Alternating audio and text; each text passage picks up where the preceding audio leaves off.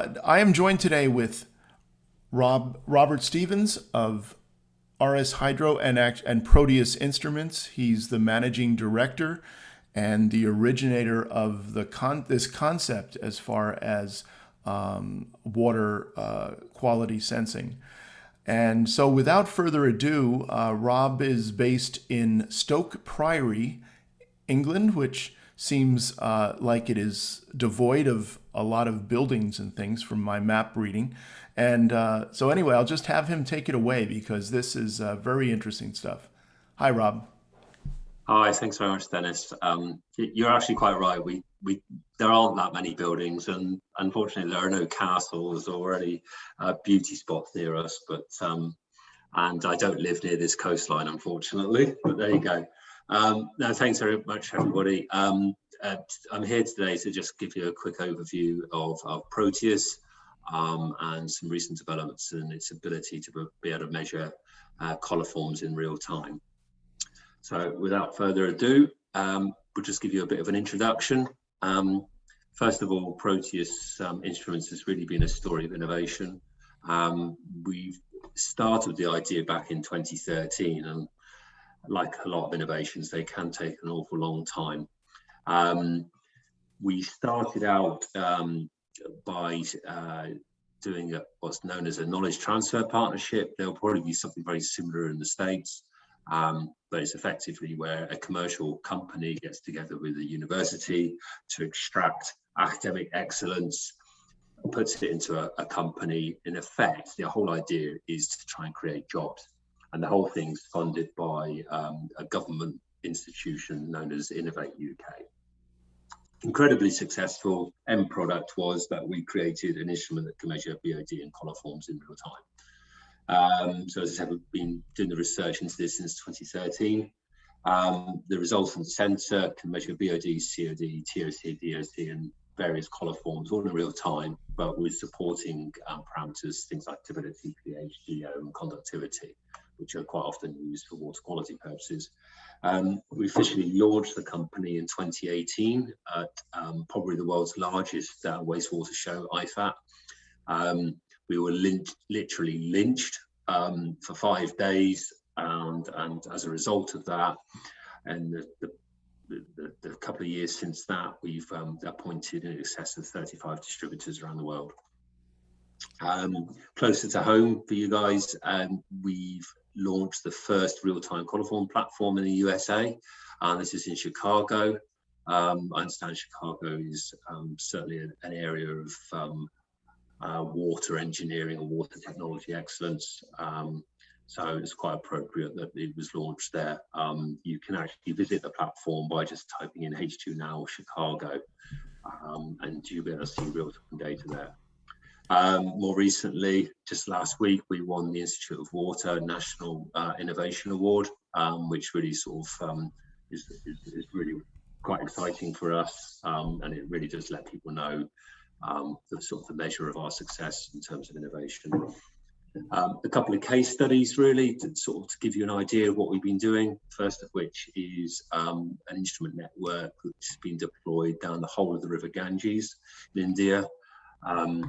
You know, probably people have a knowledge or a perception of what the River Ganges might be like. Certainly in the lower reaches it is very polluted. In the upper reaches nearer Tibet, it is practically ultra pure water, glacial melt and whatnot. But yeah, it's an interesting river. But we've put Proteus units all the way down, and they're all in real time, all measuring coliforms and BOD amongst other parameters. As I mentioned, H2 Now, it's the first platform in the USA. To give you an idea, if you visit the website, you can actually see data like this. You can see the 3 different sensors there that are mounted in the 3 rivers, or the main stem and the north and the south branch. And they're there as an advisory to people or the public to say, hey, well, today the water quality is not very good. We don't recommend going paddling. But tomorrow it's going to be really good. So if you want to pick up your motorboat and go water skiing, good day to go. So a little bit about Proteus and how it works. Okay, we use luminescence or fluorescence. We effectively emit a light wavelength into water, typically at 285 nanometers.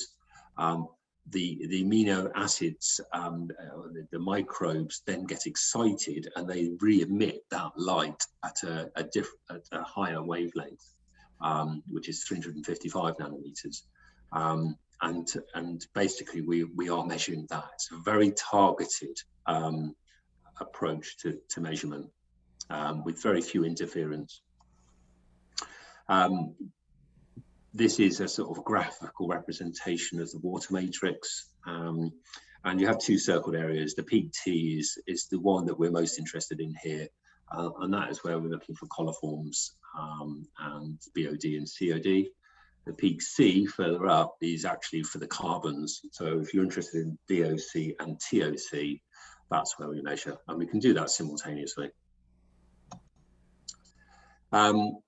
Now, here in the UK, it's not all as good as that nice coastline you saw there. We get a lot of this, and I'm sure you get something very similar. These stories flood in daily, and more than you can fit on a page. But there is no real way of measuring it apart from taking spot samples. So on to a few case studies. And I'm not sure if you can actually see me, but that is me on a boat, just in the first 5 minutes of a 160-mile paddle between Bristol and London. You can see the map there and the route. And on the back of that kayak is a telemetry unit with a solar panel, and underneath the boat is actually a Proteus. And that basically took readings every 5 minutes for the whole trip. And what the type of data that we got, this is a good example. So when we hit the city of Reading, you can see on the top graph there a green circle. Well, this is where a river was feeding into the side of the River Thames, known as the River Kennet. It was very much cleaner than the Thames, and you can see the dilution that's happened with the coliforms. But you can then see very shortly thereafter, and it's marked on the bottom graph, so the bottom picture with the red arrow, is actually another river coming in, but it's polluting the river. And that river is more or less entirely made up of an output from a wastewater treatment works. There are lots of other spikes along the way, as you can see, and they all have particular sources, but this one's actually quite pronounced. This is another example. This is working for a water company here in the UK, South West Water. This was quite interesting, mainly because they do a lot of coliform sampling, investigation, screening, and they wanted to basically review the way they did it. So they had a Proteus. They basically brought all the samples, the routine samples, back to one location, and they basically scanned them with a Proteus. And these can be very, very expensive. You know, sending someone out to site, grabbing a sample, bringing it back, or sending it to a laboratory can be probably anything up to probably $120 for you guys, or $100 a sample. Really costly, really time consuming, and takes an awful lot of time.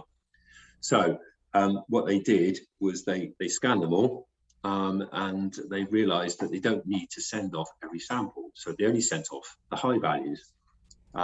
And if it was low, then they just basically said that the water was okay, because you don't really need to know if it's okay. You don't need to precise reading. What you want to know is if the water's polluted. And so they basically sent all their samples off, and they cut their costs.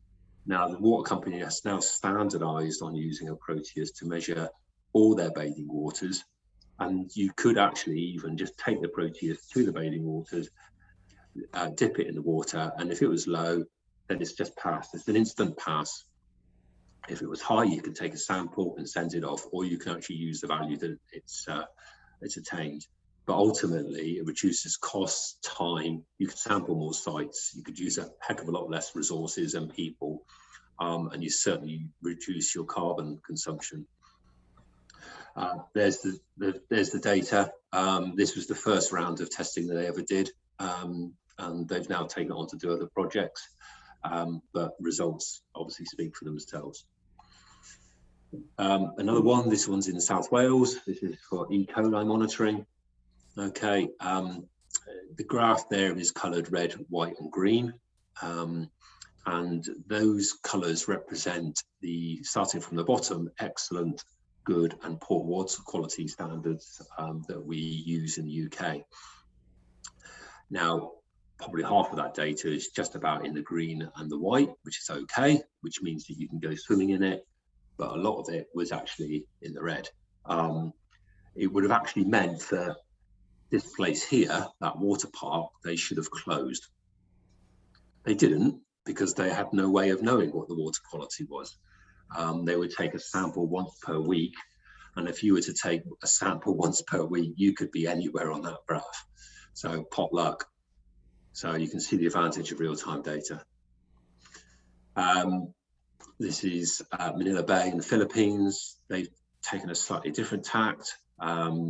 They've deployed, I think, to start with, 4 units in their bay, and they've built an app for it. So you can actually choose your station, you press the station you want to look at, and you then start getting the readings. And they look like that. And you can see the level of coliform readings there. It's not a nice place, unfortunately. And hopefully that gives you a bit of an insight into what you can do with real-time coliform measurement. Thank you. Thank you, Rob. And I think you have a last slide that has contact information. We are recording this because of the time difference between the Bay Area and Stoke Priory.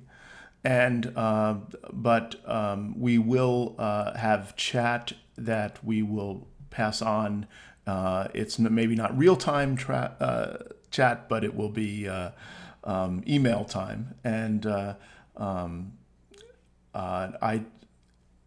so you'll be able to learn more about this. And then coming up, we'll have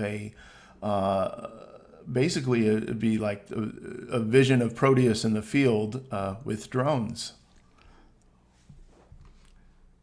Great stuff.